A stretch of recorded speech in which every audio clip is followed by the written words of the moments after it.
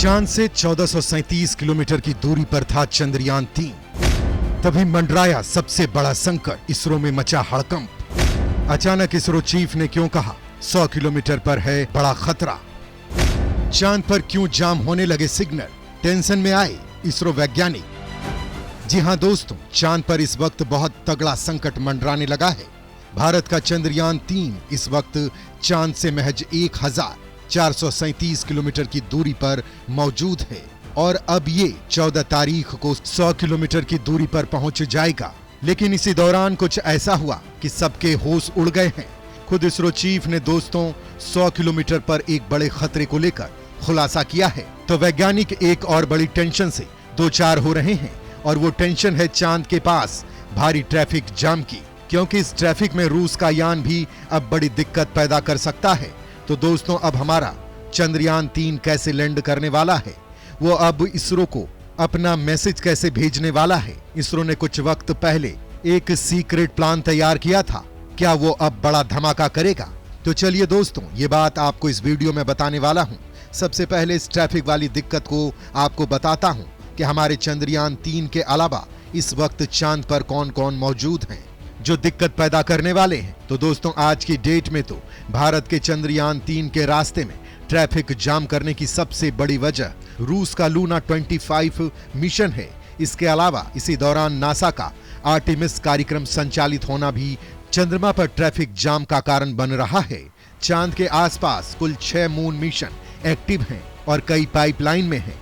हालात ये है कि जैसे जैसे भारत का चंद्रयान 3 मिशन चंद्रमा के चारों ओर अपनी कक्षा को कम कर रहा है और उसके दक्षिणी ध्रुव के करीब हो रहा है, वैसे वैसे चांद का ऑर्बिट ट्रैफिक की समस्या से दो चार हो रहा है।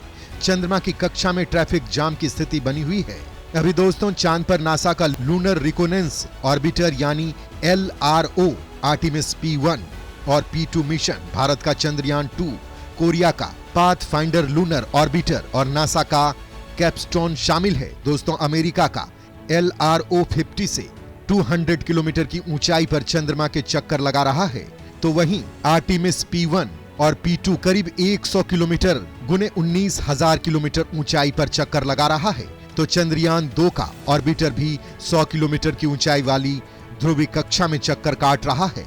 तो इसी रास्ते में कोरिया का ऑर्बिटर और अमेरिका का कैपस्टोन भी मौजूद है। तो वहीं दोस्तों, रूस का लूना मिशन तो चंद्रयान 3 के लैंडिंग साइट से केवल 118 किलोमीटर की दूरी पर ही लैंड करने वाला है, जहां से अगर तूफान भी उठा तो वो चंद्रयान 3 को प्रभावित कर सकता है। ये यान पहले ही लैंड करने वाला है, लिहाजा ये चंद्रयान 3 को नुकसान भी कर सकता है, सिग्नल रुकाव ब्रेक करवा सकता है।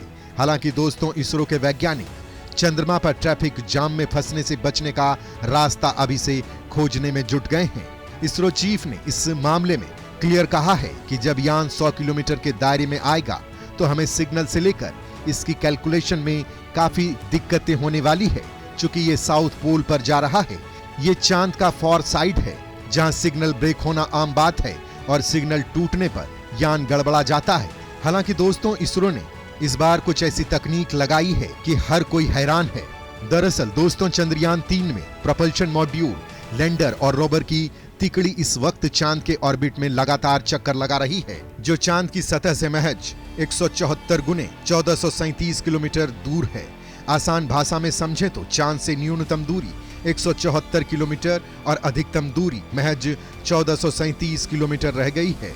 14 अगस्त तक यह इसी ऑर्बिट में रहेगा। इसके बाद अगली ऑर्बिट में जाएगा और 17 अगस्त को यह अंतिम पड़ाव यानी उस ऑर्बिट में होगा जहां से इसकी दूरी महज 30 गुने 100 किलोमीटर का रह जाएगी। इसरो वैज्ञानिक चंद्रयान 3 की हर गतिविधि पर पूरी नजर रखे हैं। चंद्रयान 3 भी लगातार इसरो से बात कर रहा है और पल पल की जानकारी शेयर कर रहा है। दोस्तों, धरती से चांद की दूरी 3,84,400 किलोमीटर है। यह समय के हिसाब से घटती बढ़ती रहती है और दोस्तों, इसरो इस पर अपने telemetry tracking and command network यानी ISTRAC से इस पर लगातार नजर बनाए हुए है। वैसे दोस्तों, आपको पता ही है कि चंद्रयान 3 एक आर्टिफिशियल इंटेलिजेंस वाला रोबोट है, लिहाजा केवल इसरो ही चंद्रयान 3 पर नजर नहीं रख सकता है, बल्कि चंद्रयान 3 जब चाहे तब इसरो से बात कर सकता है और इस काम के लिए माध्यम बनता है प्रोपल्शन मॉड्यूल, जो अभी चंद्रयान 3 के साथ चांद की ऑर्बिट में घूम रहा है। हालांकि यह 17 अगस्त को ही लैंडर और रोवर से अलग हो जाएगा और अब 23 अगस्त को चांद पर लैंडर उतरेगा। तो सॉफ्ट लैंडिंग के बाद रोवर इससे बाहर आकर चांद की सतह से जानकारी जुटाकर लैंडर के माध्यम से प्रोपल्शन मॉड्यूल तक भेजेगा और प्रोपल्शन मॉड्यूल का काम चांद से जुटाई गई तस्वीरों और तथ्यों को सिग्नल के माध्यम से इंडियन डीप स्पेस नेटवर्क को भेजेगा, जिनको इसरो के वैज्ञानिक इंडियन डीप स्पेस नेटवर्क के जरिए डिकोड कर लेंगे। यदि प्रोपल्शन मॉड्यूल किसी भी वजह से ठीक तरह से काम नहीं कर पाया, तब भी इसरो तक चंद्रयान 3 आसानी से सिग्नल भेज सकेगा और तब ये काम करेगा। चंद्रयान 2 वाला ऑर्बिटर जो अभी भी चांद की ऑर्बिट में घूम रहा है। हालांकि दोस्तों, इसरो को सिग्नल लॉस का बड़ा संकट है, लेकिन इसको लेकर भी इसरो ने एक सीक्रेट तैयारी पहले से ही कर रखी है। इसरो अपने स्पेस प्रोजेक्ट को सुरक्षा प्रदान करने के लिए टेलीस्कोप और रडार्स का एक नेटवर्क स्थापित कर चुका है, जिसके तहत देश के चारों कोनों में दूरबीन और रडार डिप्लॉय किए गए हैं, ताकि अंतरिक्ष में यान और अंतरिक्ष के मलबे की ट्रैकिंग का सटीक डेटा रियल टाइम में मिल सके। इसरो पहले ही space situational awareness control centre स्थापित कर चुका है, तो वहीं नेल्लोर में advanced multi object tracking radar भी लगाया गया है। साथ ही तिरुवनंतपुरम को पोममुडी और राजस्थान के माउंट आबू में एक टेलीस्कोप स्थापित की गई है।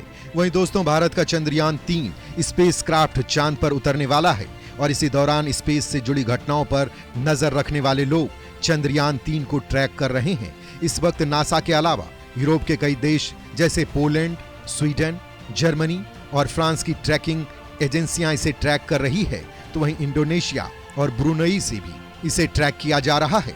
कुछ वक्त पहले आपने जर्मनी स्थित एमचर रेडियो सैटेलाइट संगठन एमसेट डीएल ने जेट प्रोपल्शन लेबोरेटरी हेरोजेंस डेटा का उपयोग करके अंतरिक्ष यान को ट्रैक किया। दोस्तों, चंद्रयान 3 की लेटेस्ट स्थिति का आकलन करने के लिए वैज्ञानिक डॉपलर फ्रीक्वेंसी के डेटा का इस्तेमाल करते हैं और फिर एक ग्राफ पर इसका एक कर्व बनाते हैं। वहीं भारत के वैज्ञानिक चंद्रयान की कक्षीय स्थिति पर आसानी से निगरानी करने के लिए चंद्रयान 3 के TLE डेटा को भी शामिल कर रहे हैं। दोस्तों, कुछ दिन पहले आप देख चुके होंगे कि पोलैंड की रॉटेज दूरबीन ने भी इसे देखा था। इसके अलावा इसरो ने चंद्रयान पर पूरी तरह से नजर रखने के लिए नासा और यूरोपियन स्पेस एजेंसी के ग्राउंड डेटा का भी इस्तेमाल किया है।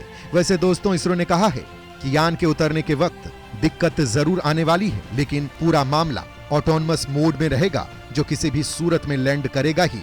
और करोड़ों भारतीयों के लिए अच्छी खबर यह है कि चंद्रयान 3 के सभी कैमरे काम करना स्टार्ट कर चुके हैं। चंद्रयान 3 ने दुनिया को दिखा दिया है कि चांद से धरती आखिर कैसी दिखती है। इसरो ने जिन पिक्चर्स को रिलीज किया है, उसमें समुद्री तूफान के साथ ही चांद पर बने क्रेटर्स को दिखाया है।